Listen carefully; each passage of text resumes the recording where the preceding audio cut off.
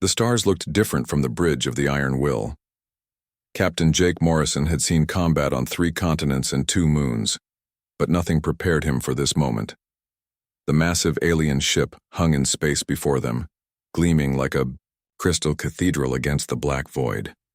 "Sir, they're requesting permission to come aboard," reported Lieutenant Sam Brooks from the communication station.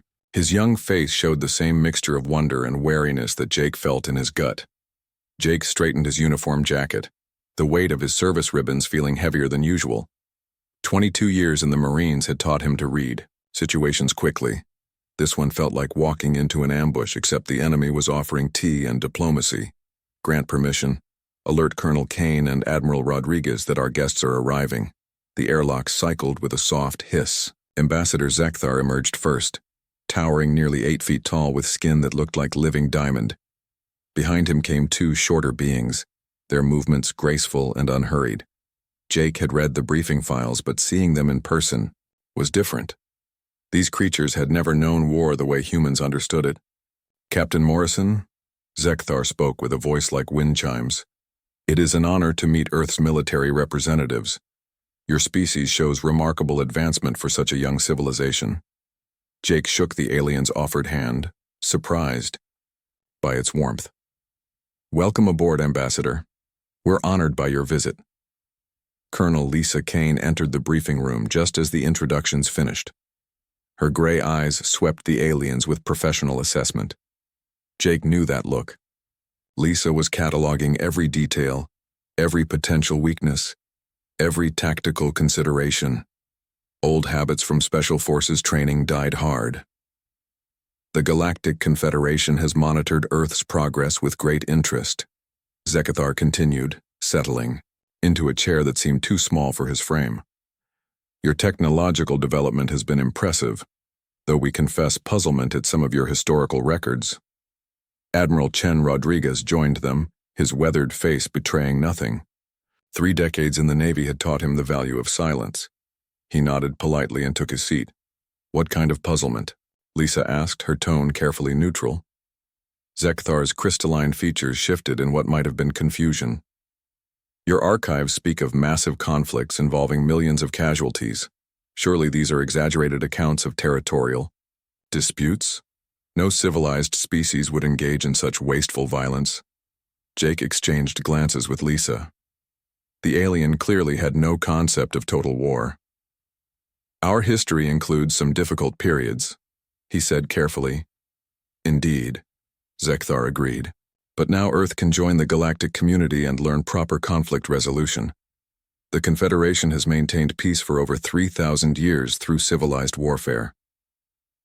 Civilized warfare? Chen finally spoke, his voice carrying decades of command authority. "Naturally. When disputes arise between member species, we resolve them through formal combat exercises. Ships engage in honorable battle with non-lethal weapons until one side yields. Casualties are minimal, usually numbering in single digits. It maintains warrior traditions while preventing unnecessary death." Lisa leaned forward slightly. "And this system works?" "Perfectly. Our current conflict with the hegemony has lasted 4 centuries with fewer than 10,000 total casualties. Both sides follow strict rules of engagement. Victory goes to superior tactics and honor, not barbaric destruction." Jake felt something cold settle in his stomach. These aliens had been playing war games for millennia while calling it conflict. They had no idea what real warfare looked like. "We would be honored to have Earth join our next engagement against the hegemony," Zekthar continued. "Your forces could observe proper military conduct and learn our methods. The conflict is scheduled for next month in the Nexus system." "Scheduled?" Chen asked. "Of course. Both sides agree on time and location. Surprise attacks would be dishonorable. The hegemony and Confederation have maintained this arrangement for generations. It prevents any real damage to either civilization." Major Kate Phillips entered with a datapad, whispering something to Lisa. Jake watched his colleague's expression tighten as she read the report. "Is there a problem?" Zekthar asked, noticing the change in atmosphere. Lisa looked up from the pad. Our intelligence suggests the hegemony may be planning something different this time. They've been excavating ancient weapon sites. Impossible. Zekthar's voice carried absolute certainty. The hegemony follows the same honor codes we do. They would never violate the sacred rules of civilized warfare. Jake stood and walked to the viewport, staring out at the alien ship. Its design was beautiful but impractical for real combat. No armor plating, no redundant systems, weapons that looked more ceremonial than functional. These beings had never faced an enemy that truly wanted to kill them. "Ambassador," he said without turning around, "what happens if someone breaks your rules?" "Such a thing has never occurred. Why would anyone choose barbarity over honor?" Jake turned back to the group, because sometimes survival matters more than honor. Zekthar's crystalline features shifted in what Jake now recognized as confusion. "I do not understand. How can survival matter more than maintaining one's dignity in combat?" Lisa and Chen shared the same look Jake knew was on his own face. These aliens lived in a universe where war was theater, where enemies followed scripts, where death was an accident rather than an objective. "We accept your invitation," Jake said finally. "Earth's forces will participate in your engagement with the hegemony." "Excellent. Your ships should prepare for formal battle procedures. I will transmit the rules of engagement and proper combat protocols." After the aliens left, the three officers sat in silence. Finally, Chen spoke. "They have no idea what they've just invited to their tea party." Lisa nodded grimly. 4 centuries of playing soldier. They think war is a game with rules. Jake looked out at the stars again. Somewhere out there, the hegemony was preparing something that would shatter the Confederation's comfortable illusions. And Earth's battle-hardened veterans would be there to see it happen. "Signal the fleet," he said quietly. "Tell them to prepare for deployment. And Lisa, make sure they understand this isn't going to be like the war games these aliens are used to." "Copy that, sir. Should we warn the Confederation about what real warfare looks like?" Jake considered this. These beings had lived in peace for millennia, settling their disputes through elaborate rituals that barely qualified as skirmishes. They would learn soon enough what happened when someone decided to fight for real. "No," he said finally. "Some lessons can only be learned through experience." The Iron Will changed course toward the Nexus system, carrying Earth's warriors toward a confrontation that would change the galaxy forever. Behind them, the beautiful alien ship followed, its crew confident in their civilized approach to conflict. None of them suspected that their 3,000-year peace was about to end in the most violent way possible. The Confederation Military Academy sat on the surface of Epsilon 7, a barren moon that orbited a gas giant in the Altair system. Lieutenant Sam Brooks stepped off the transport shuttle and looked around at the crystalline buildings that sparkled under the alien sun. Everything here looked too clean, too perfect, like a museum display rather than a real military base. "First time seeing alien architecture?" asked Sergeant Rick Murphy, shouldering his gear bag. The older Marine had fought in the Titan Rebellion and bore scars that proved it. His weathered face showed the same skepticism Sam felt. "It's beautiful," Sam admitted. "But where are the defensive positions? The weapon emplacements? This place would be overrun in minutes if someone attacked." Rick grunted his agreement. "These aliens have never had to think about real defense. Look at those walls. Pretty but useless against anything stronger than harsh words." Major Kate Phillips joined them as they walked toward the main complex. Her engineering background made her study every structure with professional interest. "The materials are advanced," she said quietly. "But the design principles are all wrong. They built this for show, not function." Inside the academy, they met their alien instructors. Commander Veltar of the Korthak looked like a giant insect with 4 arms and compound eyes. Sub-Commander Yith from the Zendari resembled a floating jellyfish with tentacles that glowed softly in the dim light. Both beings moved with the fluid grace of creatures who had never needed to duck incoming fire. "Welcome, Earth Warriors," Veltar clicked in accented English. "We are eager to share our military wisdom with your species. Perhaps we can civilize your crude combat methods." Sam bit back his first response. These beings had no idea what they were talking about. He had read their military manuals during the flight, and their idea of warfare was more like an elaborate dance than actual fighting. The first lesson took place in a massive simulation chamber. Holographic enemies appeared in neat formations, moving predictably across open ground. The alien cadets lined up in perfect rows and began firing their training weapons in coordinated volleys.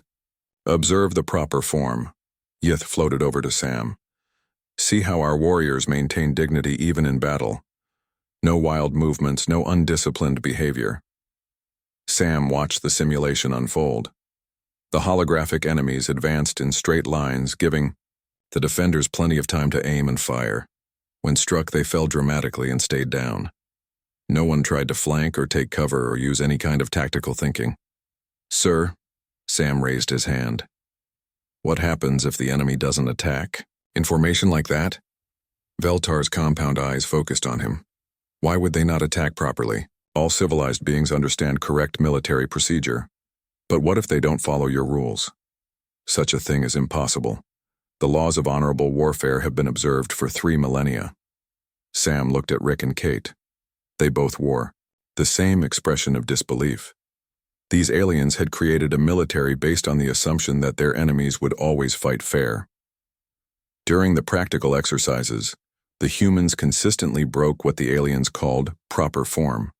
When Rick used a smoke grenade to cover his movement, the alien instructors were horrified. "You cannot obscure the battlefield," Veltar protested. "How can your enemies see to fight honorably if you create confusion?" "That's the point," Rick replied. "I don't want them to see me coming, but that is you dishonest." Kate demonstrated human engineering principles by modifying her assigned weapon. She increased its power output and improved its targeting system. The alien armorer nearly fainted when he saw the modifications. "You cannot alter regulation equipment," he gasped. "What if your enemy cannot match your improvements? The battle would be unfair." "In real combat, unfair advantages keep you alive," Kate explained patiently. The alien shook his head sadly. "Your species has much to learn about civilized warfare." During a tactical planning session, Sam studied the battle maps the aliens used. Every engagement was fought in open space with clear lines of sight. No ambushes, no guerrilla tactics, no use of terrain for advantage. "Why don't you use asteroid fields for cover?" he asked Yith during a break. "Hiding is dishonorable. True warriors face their enemies openly. But you could save lives by using natural cover. Better to die with honor than live through cowardice." Sam stared at the floating alien. These beings valued their concept of honor more than the lives of their soldiers. It was insane. In the weapons training facility, the humans discovered that Confederation arms were designed to disable rather than destroy.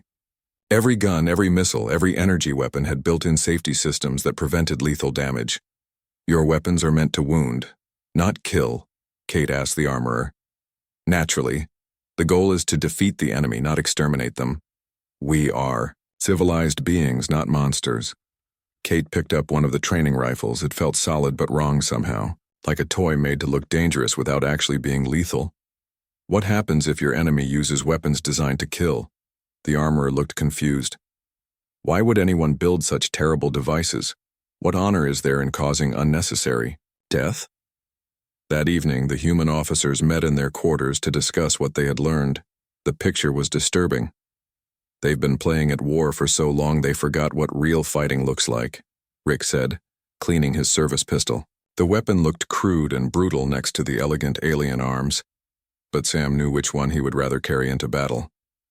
"Their entire military doctrine assumes the enemy will follow their rules," Kate added. "No surprise attacks, no lethal weapons, no tactical deception. It's like they think war is a sporting event." Sam pulled up the intelligence reports on his tablet. "Admiral Rodriguez sent these an hour ago. The hegemony has been excavating sites on dead worlds, ancient weapons caches from extinct civilizations." The 3 humans exchanged grim looks. If the hegemony had found real weapons, the Confederation was about to learn what actual warfare looked like. "Should we warn them?" Sam asked. Kate shook her head. "They wouldn't believe us.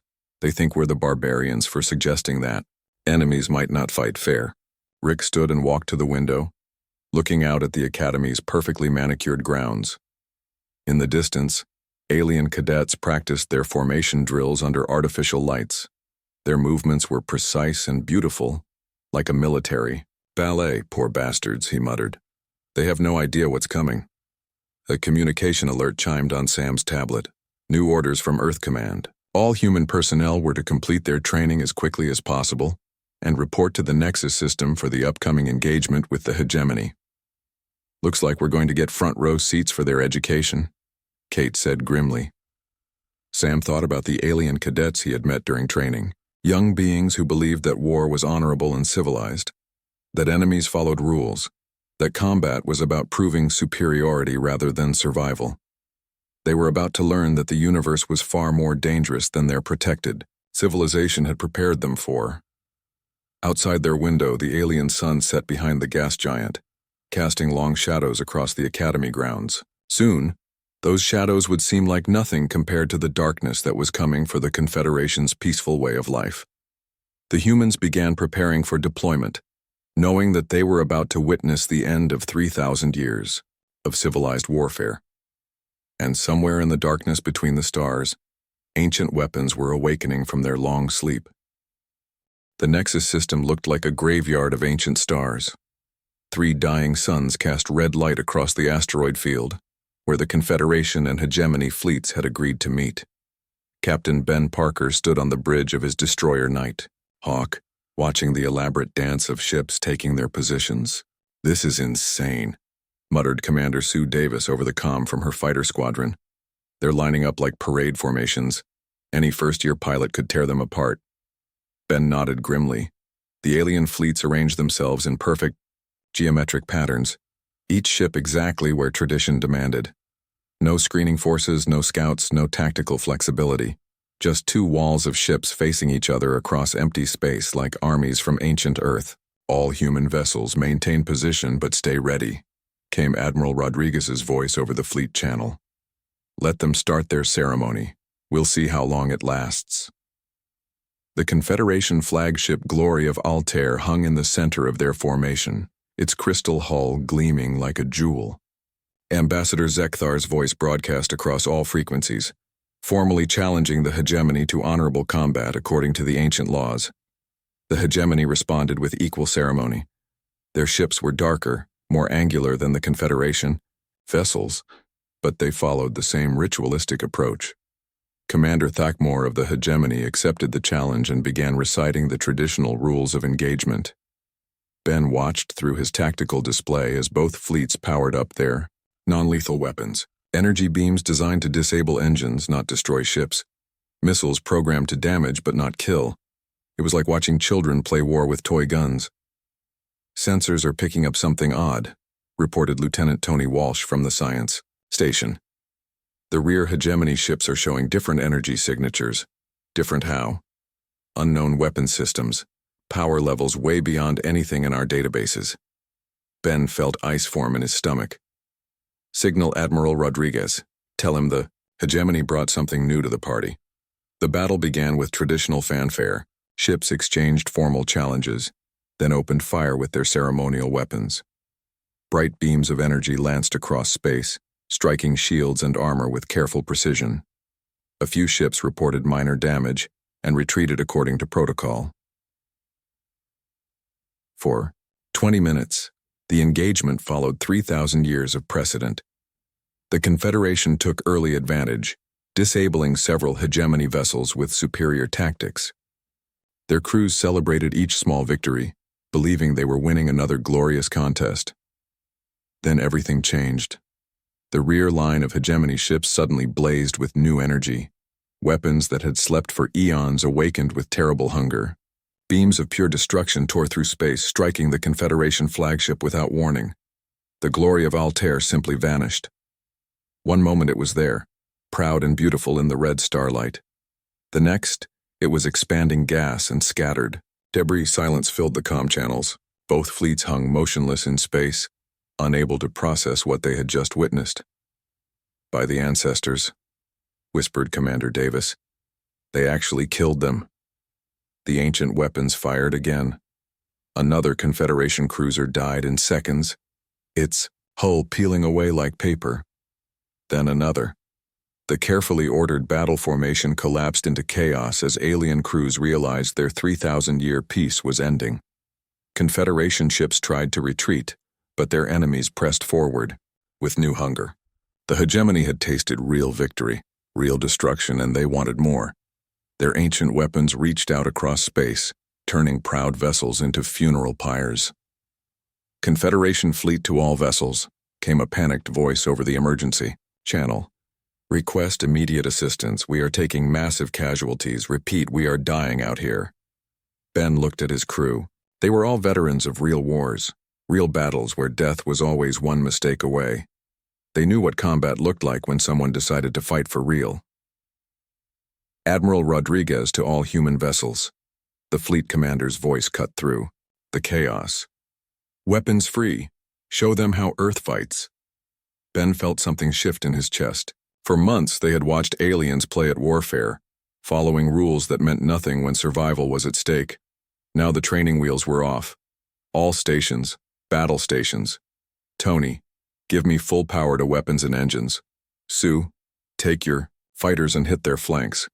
Time to introduce these aliens to human tactics. The Nighthawk surged forward, abandoning the formal battle lines. Ben drove his ship into the asteroid field, using the floating rocks as cover while his crew targeted the hegemony vessels with surgical precision. Human weapons were different from alien guns. They were built to kill ships and the people inside them. When the Nighthawk opened fire, hegemony vessels didn't just lose power, they exploded. Commander Davis led her fighter squadron in attacks that alien pilots thought were impossible. Human fighters dove through crossfire that should have killed them, using speed and desperation where aliens relied on honor and formation flying. Captain Nina Ross brought her cruiser Defiant through the battle zone like a shark through shallow water. Her crew targeted enemy life support, ammunition storage, and command centers with ruthless efficiency. Where alien weapons tried to disable, human weapons destroyed. The hegemony had expected their ancient weapons to give them easy victory over the ceremonial Confederation fleet. They had not expected to meet enemies who fought back with equal brutality. Unknown vessels, identify yourselves, demanded Commander Thakmore as his flagship shuddered under human fire. This is Captain Ben Parker of the Earth vessel Nighthawk. You wanted to play rough, let's play. The Nighthawk's main guns spoke again. Thakmore's ship lost half its hull in the blast. Other human vessels pressed their attack with coordinated precision that alien crews had never seen. Where the Confederation had fought like individual champions, humans fought like a pack hunting together. They covered each other's attacks, shared targeting data, and focused their fire with deadly results. In 30 minutes, the human squadron disabled or destroyed more enemy vessels than the Confederation had managed in 3 centuries of ritual combat. The surviving hegemony ships tried to retreat, but human fighters harried them all the way to the system's edge. All hegemony vessels. This is Admiral Rodriguez. You have 15 minutes to leave this system or we will destroy every ship you have. The age of ceremonial warfare just ended. Commander Thakmore's damaged flagship limped toward the jump point, broadcasting warnings to his fleet. Retreat immediately. The Deathbringers from Earth are here. They fight without honor, without mercy. They are monsters. As the last hegemony ship vanished into hyperspace, an eerie quiet settled over the Nexus system. The surviving Confederation vessels hung motionless, their crews trying to understand what they had witnessed. Confederation fleet, this is Admiral Rodriguez. Your wounded need medical attention. Our ships are standing by to assist. Ambassador Zekthar's voice came over the comm, shaken and weak. Admiral, what have you done? That was not warfare. That was slaughter. Ben looked out at the debris field where proud ships had died in minutes. He thought about the alien crews who had expected a ceremonial contest and found real violence instead. No, Ambassador, he said quietly. That was war, real war. The kind your people have been lucky enough to avoid for 3,000 years. The human fleet began rescue operations, pulling alien survivors from damaged ships. As they worked, Ben wondered if the galaxy was ready for what was coming. The hegemony would return with more ancient weapons. Other threats would emerge from the darkness between stars. The age of peaceful conflict was over. The age of survival had begun. The Galactic Council chambers on Centria Prime had never seen such chaos. Representatives from dozens of species filled the Great Hall, their voices raised in arguments that echoed off the crystal walls. Ambassador Helen Carter sat at the human delegation table, watching alien politicians struggle with concepts their minds could barely process. "Order! Order!" called High Chancellor Morden, his 6 arms waving frantically as he tried to control the crowd. The ancient Velkari had led the council for 2 centuries, but nothing in his experience prepared him for this crisis. "The humans are savages!" shrieked Representative Quillen of the Korthak. Her insect-like form trembled with rage as she pointed one of her forearms at Helen. "They brought death to our peaceful galaxy. They murdered thousands of hegemony warriors in minutes. They BR." "Hegemony started it," Helen replied calmly. "They used ancient weapons to destroy Confederation ships. We simply responded to protect our allies." "But your methods," gasped Senator Tyron of the Zendari, his jellyfish-like body pulsing with distress. "We watched the recordings. Your ships targeted life support systems. You deliberately tried to kill enemy crews." Helen looked around the chamber at faces filled with horror and confusion. These beings had lived in peace for so long they had forgotten what violence really meant. The battle recordings had traumatized entire species. In human warfare, the goal is to stop the enemy from fighting. Sometimes that means destroying their ships and crews. "But why?" pleaded Representative Volkith of the Crystalline Altarians. "Why not simply disable their weapons and accept their surrender?" Colonel Roy Jackson stood from his seat beside Helen. His uniform bore ribbons from conflicts these aliens had never imagined. "Because sometimes the enemy won't surrender. Sometimes they keep fighting until you make them stop."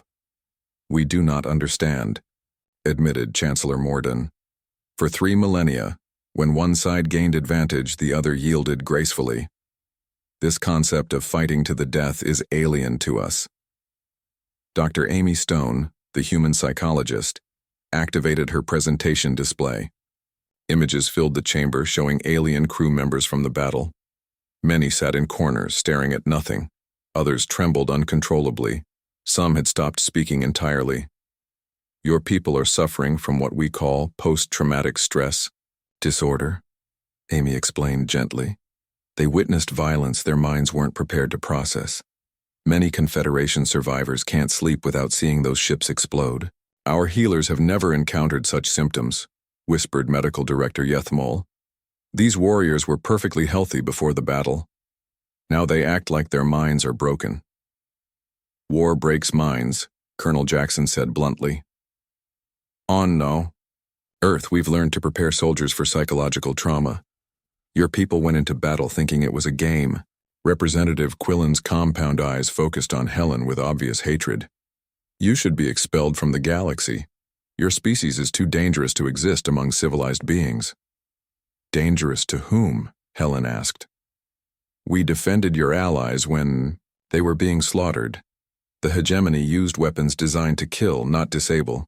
Should we have let them win?" "You could have found a peaceful solution," insisted Senator Tyron. "Violence is never the answer."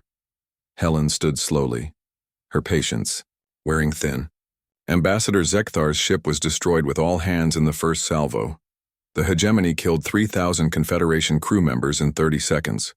Tell me, Senator, what peaceful solution would have brought those people back to life? Uncomfortable. Silence filled the chamber. These beings lived in a universe where conflicts were resolved through ritual combat with minimal casualties. The concept of permanent loss was foreign to them. "The humans are correct," came a weak voice from the back of the chamber. Ambassador Zekthar entered slowly. His crystalline form dimmed and cracked from his ordeal. He had barely survived the destruction of his flagship. "My friend," Chancellor Morden rose with concern, "you should be resting." "I cannot rest while this debate continues." Zekthar moved carefully to the center of the chamber. I have studied human military history since the battle. What I learned terrifies me. He activated a holographic display showing scenes from Earth's past. Ancient battles, medieval sieges, modern warfare spanning continents. The alien representatives watched in growing horror as humans killed each other with increasing efficiency across the millennia. Humans evolved on a world that tried to kill them every day, Zekthar continued. They fought predators, natural disasters, and each other for survival. War is not a game to them. It is a tool for staying alive. This is exactly why they must be removed, Quillen insisted. They will corrupt our peaceful civilization. Will they? Zekthar turned to face her. Or will they protect it? The hegemony found ancient weapons. What happens when others discover similar caches? What happens when we face enemies who don't follow our rules? Colonel Jackson stepped forward. We've identified 17 extinct civilizations in this galaxy. All of them were warrior races. All of them built weapons designed to kill on massive scales. Your 3,000 years of peace happened because you got lucky. The real threats were already dead. But now those threats are waking up, Helen added. Ancient weapon systems are activating across the galaxy.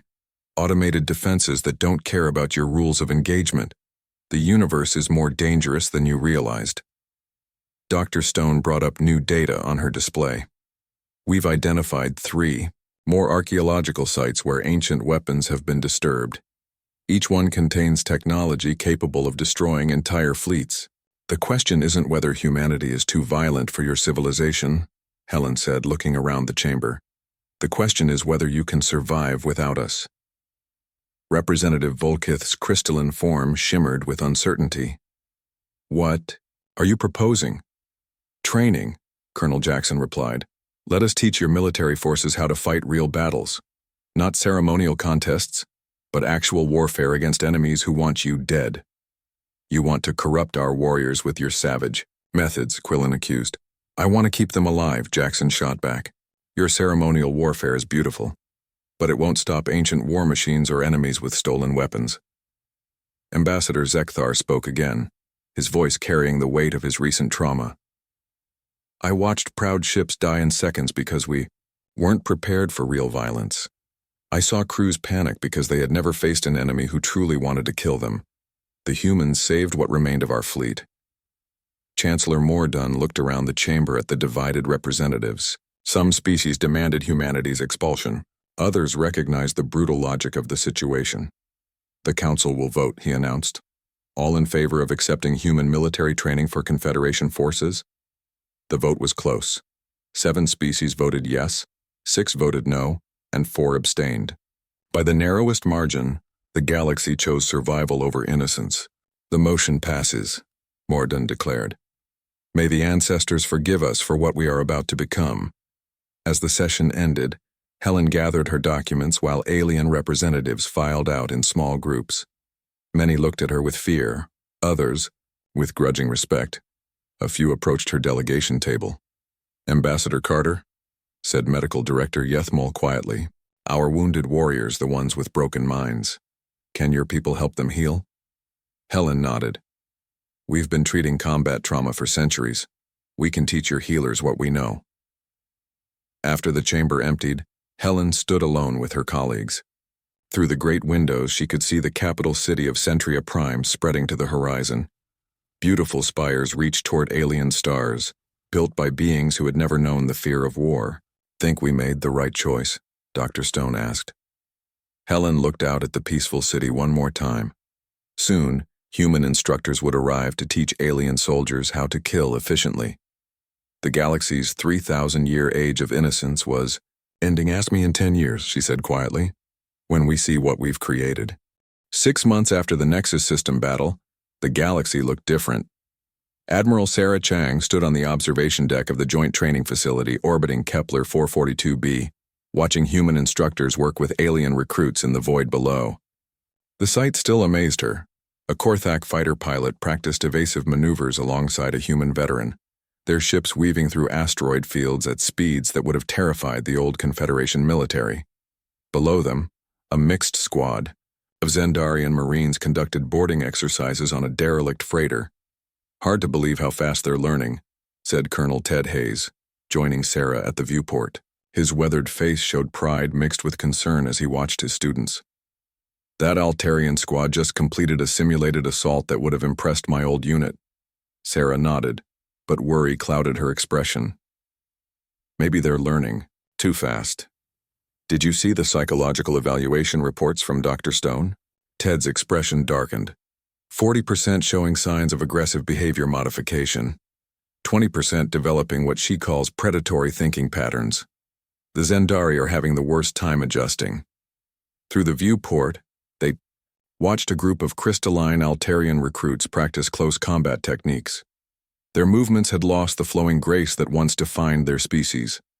Now they moved with efficient brutality, every gesture designed to disable or kill. The price of survival, Sarah murmured. We're teaching them to be warriors, but we're also changing who they are. A communication alert chimed on the wall display. Admiral Rodriguez's face appeared, his expression grim. Sarah, we've got a situation developing in the Outer Rim. 3 archaeological sites have gone active simultaneously. Ancient weapon systems are powering up. Sarah felt ice form in her stomach. How ancient? Preliminary scans suggest they're from the destroyer. War about 50,000 years ago. The automated defenses are targeting any ship that approaches. Ted whistled low. The destroyers nearly wiped out all life in this galaxy. Their weapons make what the hegemony found look like children's toys. It gets worse, Rodriguez continued. We're detecting movement from the Void Hunters, machine intelligences that view all organic life as a contamination to be eliminated. They've been dormant for millennia, but something is waking them up. Sarah understood immediately. The ancient weapon activations. The machines think the galaxy is under threat. Exactly. And unlike the hegemony, these things don't negotiate. They don't follow rules, they just kill everything that isn't like them. The communication ended, leaving Sarah and Ted standing in silence. Around them, the training facility continued its work, but suddenly the urgency seemed even greater. How long do we have? Ted asked. Unknown, could be weeks, could be years, but when they come, we need to be ready. Captain Nina Ross arrived 3 hours later with her integrated human-alien combat unit. Her crew included representatives from 7 different species, all trained in human warfare tactics but retaining their unique abilities. Admiral, Nina saluted as she entered the briefing room. My unit is ready for deployment. We've successfully integrated Korthak tactical coordination with human assault doctrine. The results are impressive. Sarah looked at the mixed crew behind. Nina. They stood differently than traditional alien soldiers. Their postures spoke of readiness for violence, of minds prepared for the worst possible scenarios. How are they handling the psychological pressure? She asked quietly. Nina glanced back at her crew. Better than expected. The key was teaching them that controlled violence protects what they love. Once they understood that concept, the training became easier. Lieutenant Kexivor of the Altarians stepped forward. His crystalline form bore new scars from combat training, and his voice carried a harder edge than any of his species Sarah had heard before. Admiral, my people volunteer for the most dangerous missions.